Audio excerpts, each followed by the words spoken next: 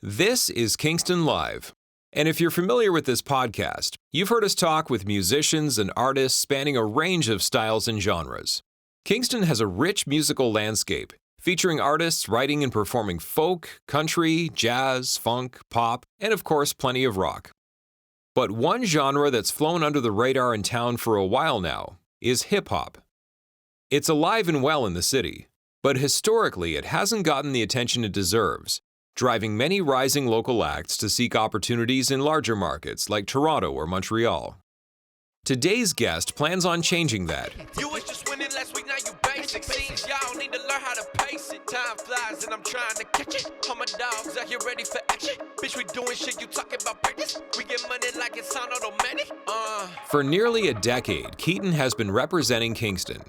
He's released multiple records and EPs highlighting both his virtuosity as a rapper and his cutting social commentary, all while sharing stages and tracks with heavyweights like Tech Nine, Classified, King Los, and more. At the start of the summer, Keaton dropped If Strangers Think I'm Cool, a 12-track record that captures everything that makes him a force in the scene. Riley and Peter sit down with Keaton to talk the status of rap in Kingston, supporting the scene, and the future of local hip-hop. Yeah, the music scene is really at a high right now. You're like, where am I? And what is going on? And why is this a Monday night in Kingston? Keyboard player was like, but you guys just sound so Kingston. And I was like, fuck yeah, man, that's awesome.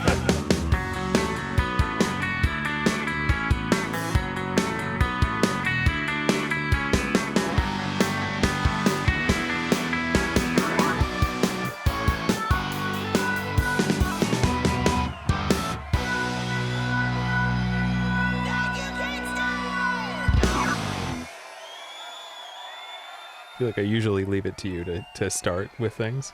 But just because you have like a more radio voice, I feel like me coming in and starting anything is just going to be like starting with the least hype imaginable. So just go for it. All right. Well, welcome. Thank you for coming to Kingston Live. Yeah, for sure. So first off, let's talk about the new album just dropped, I guess, about a month ago now. If Strangers Think I'm Cool. First thing I got to ask, I love the album art on that. What's the story behind that album art? So the album art was actually like a trek, man. Like, it's from an artist. He's in Vegas. His name is Angel. Cool guy. I met him in San Diego. Part of my trip to LA, I went to San Diego for a week. Then I went to LA for a week. So we were out of mutual friends. And he just starts talking like, oh, this guy's an artist, blah, blah, blah. You know, I go through his stuff. And he had like this, oh man, it's escaping me right now. But the artist for the Gorillaz, I've just always loved the Gorillaz, like almost like pseudo comic book anime blendy thing that he's got going on. Like when you look at the art, you can kind of see it, right? Like he has the same kind of like inspiration in terms of like shapes and the dynamics and the color textures and all that stuff. There were similarities and it was like uncanny, and I was like, I really like your artwork. So that was like a year ago. It's like, oh, if we ever blah, blah, blah, if you ever need blah, blah, yeah, okay, cool. But I was like seriously thinking about it. And then when I was doing this album, I actually had so many runs for what it was gonna be. So I don't know if you guys caught the Spring Reverb photos, if you saw any of that shit. The Silver Jacket, it's funny because my original concept for the whole album was based off of like the Jester character, kind of like, you know, like Loki, that kind of person, right? Like that.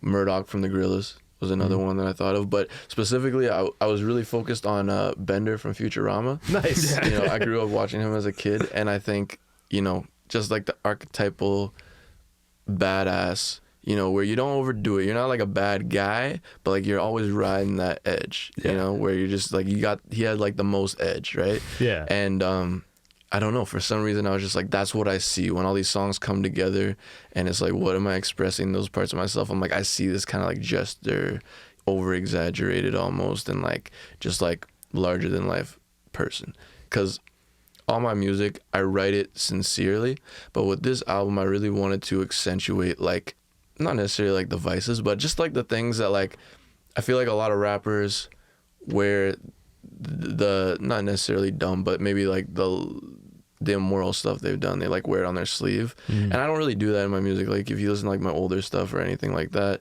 it's all very like heady and very like different angles and perspectives. So with this one, I kind of just like went all in. I was like, I just want to do something. I don't care about like how it's perceived. I don't care about if it's like appropriate. I don't care about like how PC it is or whatever. I just want to write some rap songs and I'm going to put it out. Right on. Yeah. Well, and speaking to the that kind of ethos behind the album, this like, you know, the edge, but also like there's like a confidence to this album that really comes out in both like the production, but like your performances, like your flow is just like, it's really tight on this record. Can you tell us a little bit about like how the album came together? Yeah, well, it's funny that you mentioned like specifically tightness because the way I recorded this, I don't know if you guys know the artist Shook Planet. Oh yeah. Yeah, so he's actually we love Ted. I actually work with him on the album. So I met him through another artist, Scape. So Scape artist is kind of like a mesh between like blues, rock. He kind of does a bit of everything, so he knows a bit of everyone, right? And so we were hanging out at you know what it was? We did a song together. So we actually the three of us had a song. It was like a little thing, put it on Spotify. It was like a single. A few years ago, and then from there, like the process of working with him on that first song, we recorded in his home studio, blah blah blah, and I just really liked him. He was a cool guy. We kind of have like a similar vibe where if you're talking to us in person, we're both very like, you know, monotone, very calm, very easygoing, and then when you see our live performances, like people are like, oh, you're like two different people. Like he's one of the only artists where I've met someone like me where like you don't see the current under the calm, you know what I mean? And so we kind of mesh in that way because like when we work together, we're both pretty humble guys, but we both have, like you said, like that confidence and being like, no, I do this and like I know I'm good at this and like my opinion is, you know, objectively substantial, you know, things like that. So what I liked about working with him is that he just let me do what I wanted. So I would show up, we got 2 hours. What are we doing?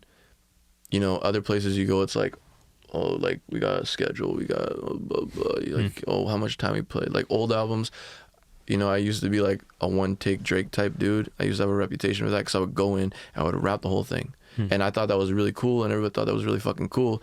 But it was always because my skill level was just that good. You know what I mean? But it's like anything when you compare yourself to other people who may not be at that certain skill level or may blah, blah, blah. Like, yes, for me doing a one take and sounding as good as someone who's trying or who has extra time, that might be impressive. But what would it sound like if I had extra time? You know what I mean? So he gave me the extra time to actually flesh out my ideas, you know, and go back and be like, no, that wasn't a good take. And like sometimes we would just go and a whole session would just be me doing a verse with a better pronunciation or being like, no, I don't like how that hit, you know. And then that's just one element, you know, and then being able to take it, listen to it for weeks, whatever, months have you, and then come back after we've already done a bunch of editing and be like, you know what, we got to fix about 20 minutes worth of work. We got to fix an hour's worth here, and then we come back and then no, still not good. Like I remember that the fixes I said this time were good, they're actually not that good. And once I listened to it in the car, it didn't sound as good as it did. You know what I mean? Yeah, I think the biggest thing about this album and like the tightness and like the difference and like all my other things in the development of it, in terms of performance, is just having that time. Yeah, and that's what I got with Shook. Yeah. What you described there is like what I consider to be like a really cool element of hip hop history is this relationship between producers and rappers. You know, all throughout, like for decades, you can always find examples of like a really talented rapper who pairs up with a really talented producer. Well, he didn't produce. So he has some tracks on there. That's not true. He's produced for me, but on this track, it was a lot of outsourced beats, a lot of other people. My friend Raphael, who lives in Ottawa, he was a Kingston boy, but he moved. He produced like tracks like Sky High. Then you have like Insta, like that's co-produced by me and Shook. But the majority of it was just me going through, finding producers and being like, again, I don't usually make contrived albums, but I was like, with this album, I'm going to choose music that I think is hot. You know what I mean? So I was like going through catalogs and people would send me beats, or I would go find like YouTube beats from people I don't even know or whoever, right? Like I was just looking everywhere for the sound first, because usually I'm just like, whatever you give me, I'm gonna rap on it, I'll figure it out, it will sound great, don't worry about it. But this time I really wanted to be like, I want to have what everybody else has in terms of resources. Like I want this beat to be great if people are just listening to it, and then I will be great on it, and that way it will be a great song, you know, versus this beat's okay, but I'll compensate. Yeah. Or, you know, I mean, I don't really have the other way around. I'd like to say that and act like I do that, but I don't. I'm always like, no matter what, I'll bring it. Don't worry. I don't care what the beat is. So yeah, like we didn't produce, but he was the recording engineer and he was the co-sound engineer. So a lot of the things, like one thing I think is really notable that his idea was, if you listen to Got One on the ad-libs, how it has like this demonic phase that's just like for like 1-2 bars. He was the one who was like, let's try this. Like we were looking for like effects, and he found this kind of like weird thing. He kept like messing around with it, and eventually got like these demonic reverberation vocals, and I was just like, that's sick, you know what I mean? Like let's do that. Like the delays coming in like a demon, like everything, like that was cool, you know what I mean? So just little elements like that, and you know, just another person to be like, yeah, that sounds good, or you know, it's hard to find people that are honest, and then it's hard to find people who are honest and right, you know what I mean? Yeah. There's people who critique's all well and good, but if you don't have any like substance, you know, constructive criticism is really important when you're making music. Because do you guys do music? Like, are you guys performing? Yeah, are you guys like a band or? I just noodle around. Okay, but I'm sure you've been with there with your bros. You're showing them a new song, and some guy, you know, Greg's written 0 songs. Greg can play 1 note on guitar, and he's like, "Oh, you know, man, like I just don't," you know, and you're just like, that's cool, man. Thank you. Yeah. Thank you for your... Appreciate you being here, but like... Yeah, you know what I mean? You know what I mean? And you're just like, cool, man, cool. Like, yeah. And then you just kind of walk away. But like, you know in your head, you're like, what am I going to do with that? Yeah. You know, first of all, it's a comment. Second of all, I don't respect your opinion.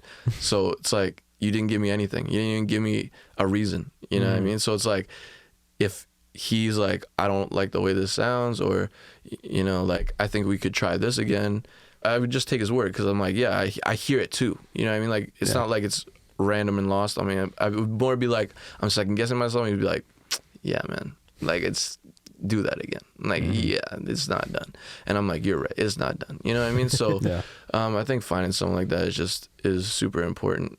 You've described yourself as being foundational to the hip hop scene in Kingston. And I think there's 2 ways to really interpret that.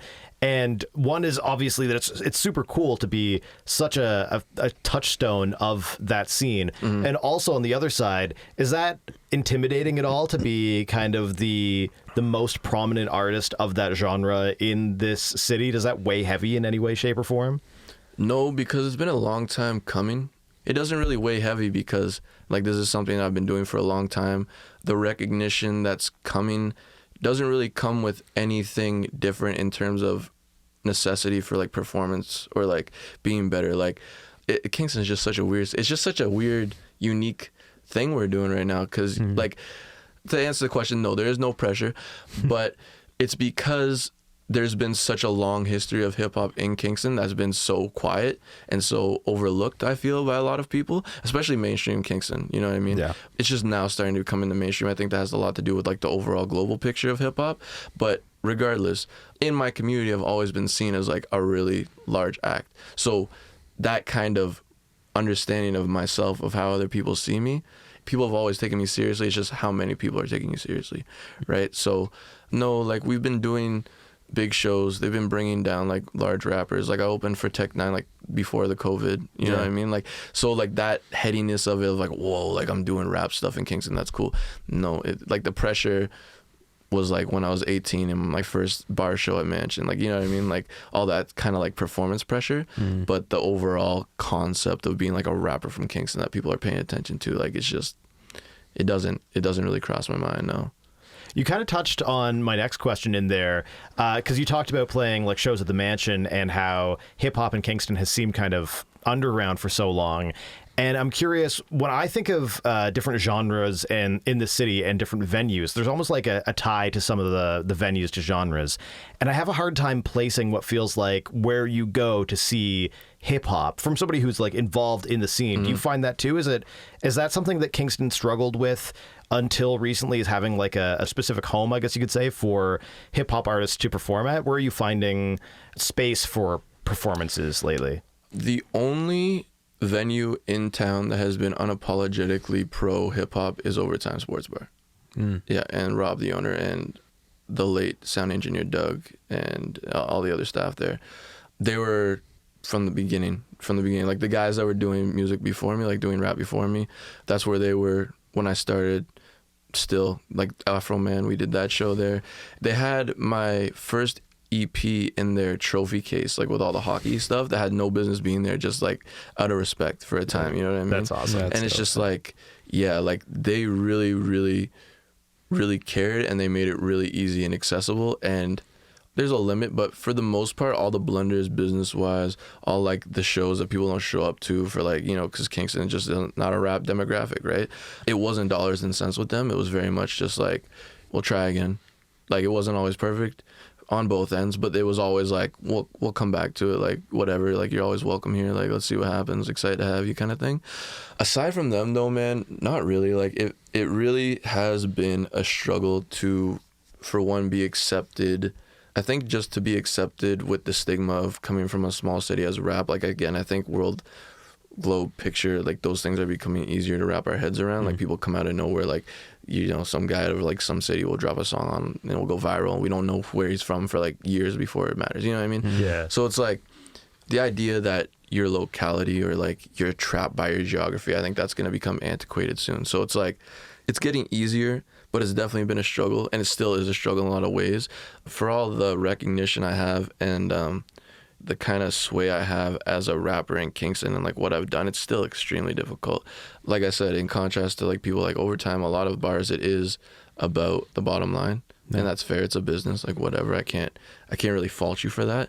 But to say that, you know, it goes beyond that, it's very rare. Like if I do get into somewhere, or if I do get treated with like special rates or something like that, it's very much who you know. It's not about the genre itself or anything like that. So yeah, Kingston's definitely not a place made for hip hop, but everything is everything, you know what I mean? Like it's like a double-edged sword. It's like it made us have to work harder.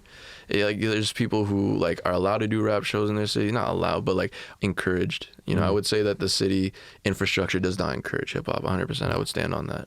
But like if you go to other cities where you're just allowed and it's just always accessible, there's no healthy competition.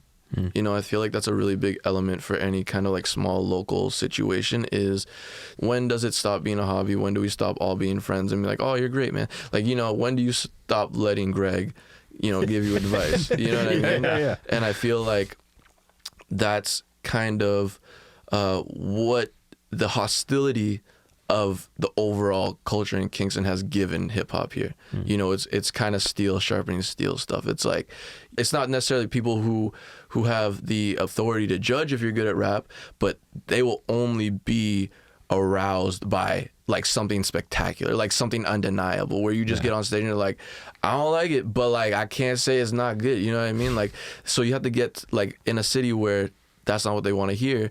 If you're trying to make it what they want to hear, you got to come with like some top tier content, or you just get discarded. And I think that gives us a kind of competitive edge where we can compete with people who have huge demographics like Toronto, because in Toronto, they are breeding rappers, but they're facilitating that. So it's like if you're in Kingston and you want, you know, if you want to book the Mansion, for example, or any venue, you know, you gotta message them months in advance. Then you gotta think about who else is doing hip hop. You know, it just to contrast it with like a rock show or something. Everybody knows that Kingston is a rock city, right? First and foremost. So you go to this bar, there's other bars doing a gig the same night. You never think, am I splitting fan base? Am I competing for, you know, viewership? Like those things don't come to your mind. But if you're a Kingston artist and you're doing rap, it does, because you're like, there's 500 people here who are hardcore hip hop fans. I need this many people here. I need this many people here.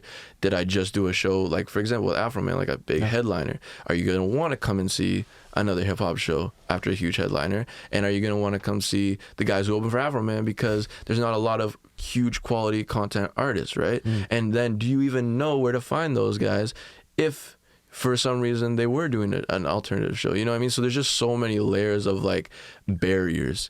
That being said, man, I'm optimistic. Like, it's getting better. Like, I just did a lot of stuff with KPP, and they're really nice. They're really cool to work with. They're respectful. And just like the general vibe from the city, like you guys reaching out, other interviewers reaching out, like I feel like people are getting more interested in just being in the hip hop space, which is really cool. So urban music, hip hop music is really gonna start becoming the more prominent thing. Like it's already the #1 genre in the world, but I think it's going to start reaching out to like the provincial areas. Like it's not gonna be like, oh, you're from Toronto. Like everyone thinks I'm from Toronto. Like when I get off stage, they're like, wow, man, that was amazing. Like, where are you from? Like Kingston. And they're like, but like, yeah, but like, where are you from? And I'm like, which part of Toronto is Kingston? Like staying on Princess Street. They'll be like, but which part of Toronto is Kingston? Yeah, like Jamaica. Like, no, what do you mean? Kingston Road. Yeah, you know what I mean? Because I just think people are like, how does that come about? But I really think that just goes to show how connected the world is becoming through like online and stuff, because a lot of it is that like a lot of the content I accessed as a kid, like the way I heard so much music, how I built like a well of knowledge about rap, and you know, like there's like a clear break when like that happened, like when, I don't know, you guys know Hot New Hip Hop or like Dat Piff and stuff, like when that, like I call it the new golden age, because that was when like Kendrick, J. Cole, Drake was hitting, like getting there, you know, like all of the crazy stuff that was happening. Lil Wayne was like at his top, you know what I mean? Like it was just a great time for music, and I think just having that ability to sponge all that in at such a young age, like so impressionable, was great. Like I was bumping Ludacris, I was bumping Missy Elliott, but like I had 10 albums, you know what I mean? Like I was a poor kid, like, you know, we did okay. My mom was a single mother, she worked, she went to St. Lawrence. I had support from like my grandmother. You know, it wasn't like we were on the streets, but like it wasn't like, you know, you can't just go get stuff. It was like a plan to go buy like a $15 CD. It was like an event, you know what I mean? Yeah. So it's like I don't just got Spotify. I don't just got the world at my fingertips where I can just digest, right? So I think the online thing is just really, I don't think it's take it for granted. I think people understand what's happening, but I think when you think of it in that context, like that's really where it comes from. And even like how I started in music, like I was gonna just do the school thing, you know what I mean? Like that's how I was gearing up. Like I was like a really good student, and I was gonna go be a lawyer, but I was just like, it just didn't hit me. When it came time to decide, it just didn't hit me the same. So I think having online, being so connected with the world at large, being able to be compared to other people like instantly, where you can be like, listen to this new guy from Toronto, listen to this new guy from Kingston, and you tell me who's better at rapping. You know, I think those things break down the stigma bit by bit, and I think just as it is with culture in general, once it becomes normalized, people start forgetting history, and it's just the new establishment. Toronto used to be Blue Jays and the CN Tower, and then Drake made it like Hollywood of Canada. You know what I mean? Like it's like it just takes one of those things. And when I market hip hop to Kingston city planners and stuff like that, like I sat on the like that music council thing that came through, whatever, like the marketing team, and I was like, look, man, you guys don't understand what you could be bringing in to the city if you just embrace like the urban side of things and like almost like the futuristic sense, because that's what we envision, right? Like you lean into the future and you're gonna see the benefits. And if you guys want to bring in a tourism economy, you gotta have like rap and hip hop, and you know, if you are talking about the bottom line, like it benefits you in any single way you want to look at it. If you want to be selfish, if you want to be altruistic, like there's no reason not to back hip hop. Like the dangerous side of things and all like that. That's like the 80s. Like everything's regulated. People are softer now. Like Kanye West happened, Drake happened. Like it's not NWA coming through and it's causing riots. Like you guys need to research and understand who you could be bringing in that can work for you and work for the sound. You know what I mean? Like there's a best of both worlds now. We have enough artists, right? It'll happen. And the venues haven't all come around yet, but I think people are getting the idea.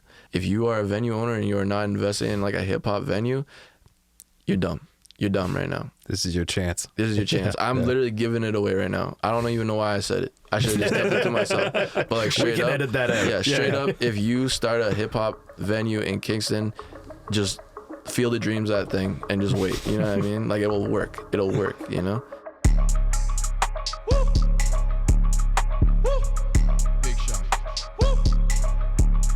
Time flies and I'm trying to catch it. All my dogs out here ready for action. Bitch, we doing shit, you talking about practice. We get money like it's on automatic. I can fly like I'm on autopilot. With a crowd, nigga, you headed with solid. We kept on playing this shit while you wildin'. You the type you wanna show in the college. Bad bitch, yeah, she tryna get naked. I don't know how much more I can take it. You was just winning last week, now you basic. Seems y'all need to learn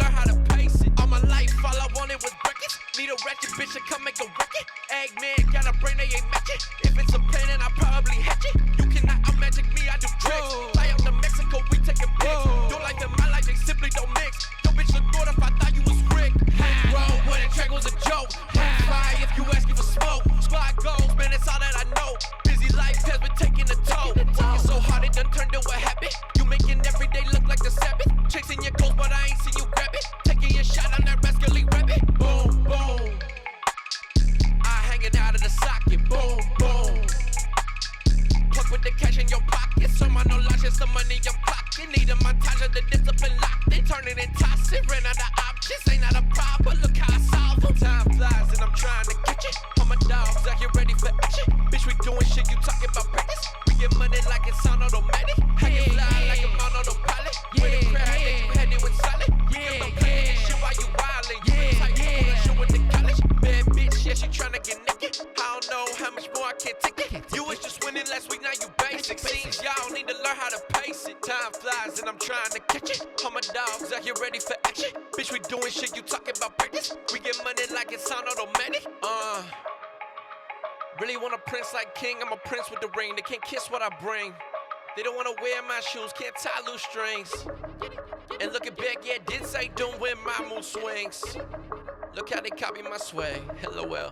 Drinks, who the fuck think they on top of me? Bitch, I'm monopoly up on my property. Yeah, like nigga, you looking real wobbly. On my Jumanji, no way they get top of me. No prob, I wanna stop. Acting like I am like them when I'm not. They know the truth and this shit gotta stop. I am the heart of the city, that's all. Let you live probably a pity, that's all. Saying you run it when really you crawl. Ran out the floor, started walking on walls. Walking on water, my drip make a march. Bitches love me like I'm driving cars. Put in this jacket, all I pack is flaws. Sipping rosé, yeah, I feel like a boss. I gotta get it, no matter the cost. Time flies and I'm trying to catch it. All my dogs out here ready for action. Bitch, we doing shit you talking about practice. We get money like it's on automatic. I can fly like I'm on autopilot. With a crowd that you headed with solid. We kept on playing this shit while you wildin'. You the type you wanna show at the college. Bad bitch, yeah, she tryna get naked. I don't know how much more I can take it. You was just winning last week, now you basic. Seems y'all need to learn how to pace it. Time flies and I'm trying to catch it. All my dogs out here ready for action. Bitch, we doing shit you talking about practice. We get money like it's on automatic. Thank you for listening to Kingston Live. Be sure to subscribe on your platform of choice and follow us on Facebook and Instagram. For more great Kingston music, check out the Kingston Live playlist on Spotify. For show listings, artist info, and all things Kingston music, check out kingstonlive.ca. As we're kind of seeing what we hope is going to be the development of more of a hip-hop scene in town, what would you consider to be some like key milestones along that way? Like how will we know that things are going the right direction? Bigger demographic, venues, demographics, and then break-in artists local. So if you look at Toronto, there's Underground Bubble, someone broke, and then it all just cascades. You just got to show the world that you can factory produce somebody like that. That's really all it is, right? Like it's like, and that's just not rap. That's like life. Like everybody's just trying to get credit for some guy that had, you know, how many scientists does Canada claim? How many, you know, great people do we have in like the greatest Canadians of all time? Like, you know, if you look into their background, did you get all your education in Canada?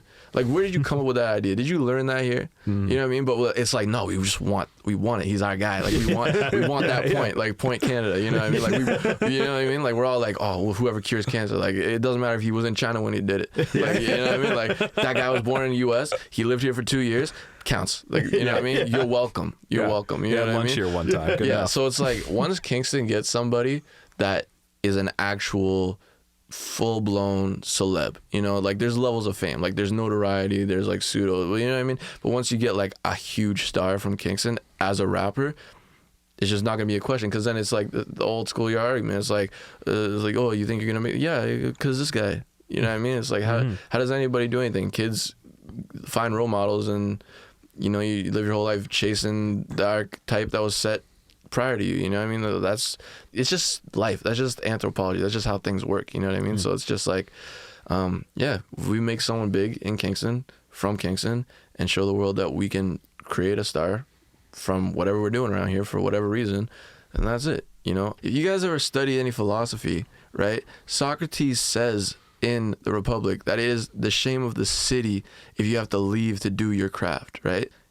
If you got to leave Kingston to go be a rapper, that's Kingston's mistake, right? That would be like if you couldn't be an engineer being in Kingston. People would be like, shame. Yeah, I mean, like, what do we have to offer? Like, the Queens closes its doors. It's easy when you put it on something that people find relevant and that they care about, but it's the same across the board, right? It's like whatever you think is important, you shouldn't have to leave to go do it, especially in the 21st century where everything's so accessible and global. There's very little information barriers and there's very little resource barriers to where if you wanted to make it a accessible thing, you could if you wanted to. So it's really coming down to choice, and I think that's an important thing to think about for everybody, is to think about how the municipality prioritizes itself and how it prioritizes different functioning parts of the city, right? Because Canada's different than, say, US in that we have a lot of artists who are funded by government money. Yeah. Right? Like, we get grants. Like, US doesn't understand that concept as much. A lot of these rappers, a lot of these people who are blowing up off of tax dollars. You know what I mean? So that's not an arbitrary thing, right? That's like a pointed political situation where there are people who are deciding politically if your music is accessible enough or worthy enough to be entertainment for Canadians, right? And that's an issue. You know what I mean? That's something that people in large should be concerned about, not just rappers, right? Because it's just about a paradigm shift, right? Maybe it's rappers today, maybe it's one other thing tomorrow. And I think that goes to say about anything, right? Like, it's all just about what the government cares about at this point. Well, I think even just the fact that, like, grant writing for things like SOCAN grants and stuff, like, that's an industry in itself. Yeah. And that's basically just marketing. Yeah. So it's just kind of wild. Yeah. But, you know, it's like, you've put it beautifully, which is like, that is a statement of our priorities and that is a political decision. Yeah. I think times are changing though, man. I honestly have a lot of confidence in the common people. And I don't mean that in a sense of like, I think people used to be separated in truth. Like, I think that like racism existed at a grassroots level. And I don't think that happens as much anymore. I genuinely don't think, I think a lot of barriers that people face with each other is systemic. Like, I don't think that people are as angry. I don't think the reasons matter as much. I don't think people are as spiritual. I don't think people are as, you know, beholden to something conceptual. I think we're all getting a little bit more pragmatic and practical as like just a world, right? Because you put something online, everyone's like, well, this holes here. This is stupid. You know what I mean? So I think even though there's a lot of heckling, a lot of it's like truth saying, and a lot of it's like, prove your point and what the heck are you talking about and why do you think this makes sense? You know what I mean? So I think people, like, the more I see that, the more I see people just like connecting on an intellectual level, and they're like, you're right. This just makes sense. And coincidentally and conveniently, all of the rational arguments that are good for one person are usually good for another person. You know, so I think the more we come to understand each other as just like a common people, like worldly, we see that a lot of the barriers are just political barriers, and that there's actually people continuing to push that agenda of separation for their own benefit. Like, people are going to die in 80 years, and I think a lot of people are like, I won't be here to deal with this problem, and I really don't care. Like, I'm having a great time, and I think there's a lot of people who are doing that at everybody's expense. You know, like, not to get into like the 1%er stuff, but like, that's just how the world works when we live in a system like this, you know? So we're not going to see it for a while, but I think the wiser people get, just the layman gets, you know, the better things will be. You know, eventually we'll see that. But like you said, yeah, like, there was a huge panic when the internet age happened, but it wasn't artists, it was labels. Yeah. Because they're like, how are we going to keep making money? And like, yeah, it all worked out in the end for them and us, whatever. But like, you know, things just shifted. Like, now the bulk comes from touring. But like you said, more people know you, so it's easier to tour. You don't sell as much, but people buy merch. Like, you know what I mean? Like, we have more of like a fashion culture. Like, things feng shui themselves so that artists are still making generally around the same amount, if not more. Like, we have billionaire rappers. We have Rihanna.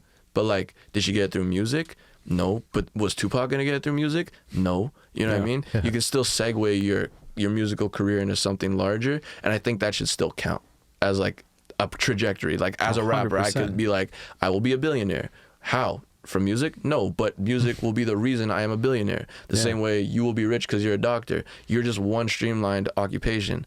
Mine is made to be like leapfrogged. Yeah, steps and steps like and anybody, steps. like sponsorships, blah, blah. Like, there's ways to do business, right? You know what I mean? I think that's what people need to say. Like, well, who is it bad for when these things happen? Who would it be bad for if Kingston hip hop became a huge thing? You know, who doesn't want it to be a thing, and why don't they want it to be a thing? Yeah. You know, and ask yourself that about everything. Like, why doesn't this good thing exist? Is it possible? Then why isn't it being done? You know what I mean? Even like it's just a thing. You know what I mean? So it's like, why are the things that are important not being done?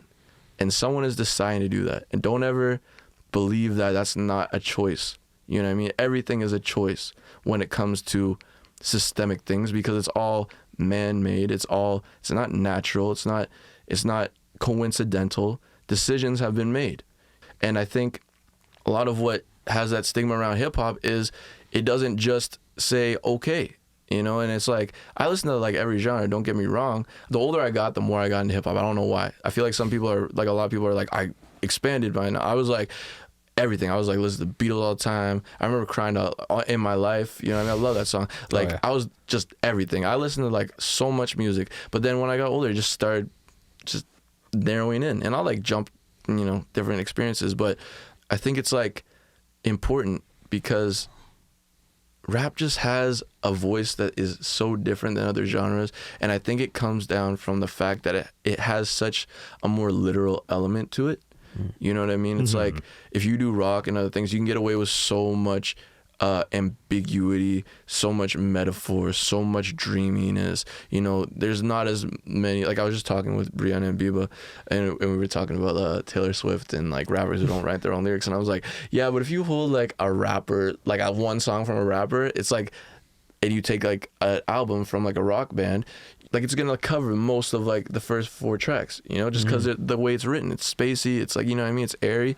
So it's just like, I think rap is also dangerous because it's always been dangerous to like the status quo. And I think when you live in a city like Kingston where there's such a status quo, you don't want people to come through who are going to talk about that. And getting back to other genres, like Shook says the same kind of stuff. Like, he does punk, and he's like, I still feel a little bit isolated even just doing punk shows. It's a little harder than like if my friends are doing bluegrass or something like that. You know what I mean? It's like, whenever you have a place that has a status quo, hip hop is almost the worst because it's such a wasteland at times. You know what I mean? It's such a place where it's like, we'll take you guys, you know. But talking about Kingston, like, I think there's a relatability there, because it's like, we're a very Christian centric community.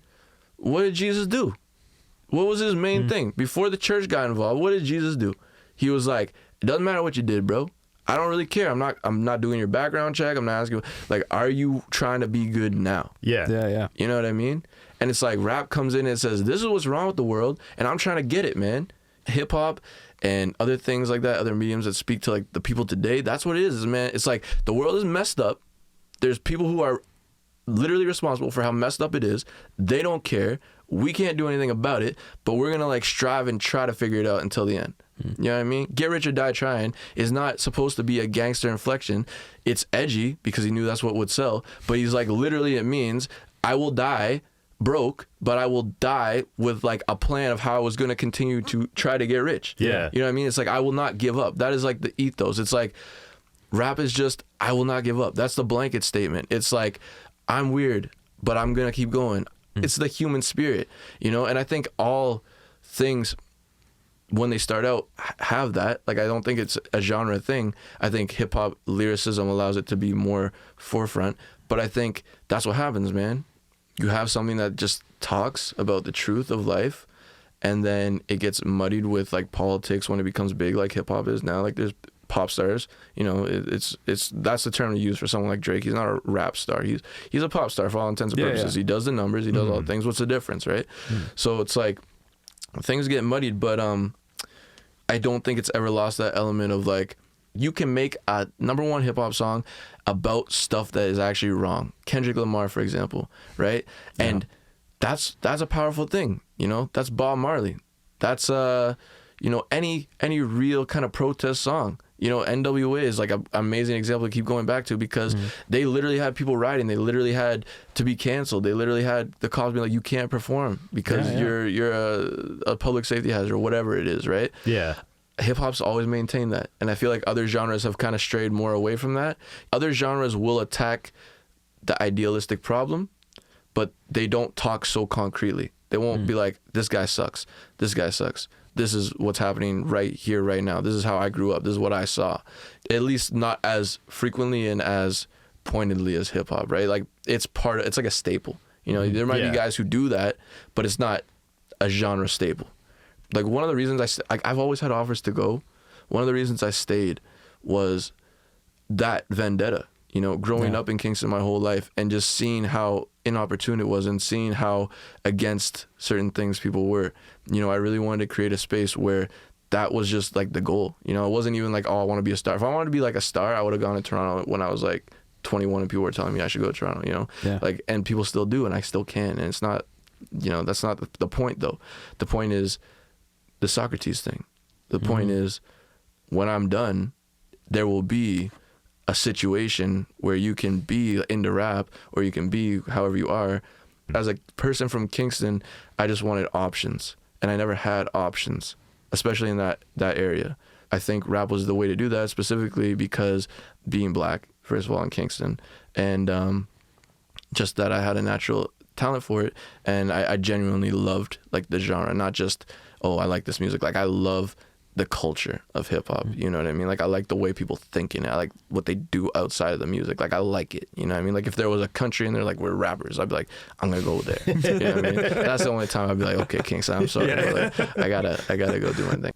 There's a people here that's like so important to them, and that's what they would love to do, and they feel like they can't because they live here. And I feel like that's a terrible feeling for anyone to feel, that you can't do something because of where you live. Are there any other hip hop artists in Kingston you want to give props to? You kind of mentioned like if there was another guy in Kingston, like you gotta check I him always out. give props to 92 Rare, man. He's been working with me for a while. We met a while back through the same thing, just like doing local shows and stuff. And he was like a guy like that I just heard of. So there's him, everyone who's been doing it before, like Dan Steele, SGP. They were trying to get local music going forever when no one cared. Escape artist, he's been doing it forever. He was like a rock guy that started doing rap. Like he was one of like the first people in Kingston to start trying. There's this artist named Wicked.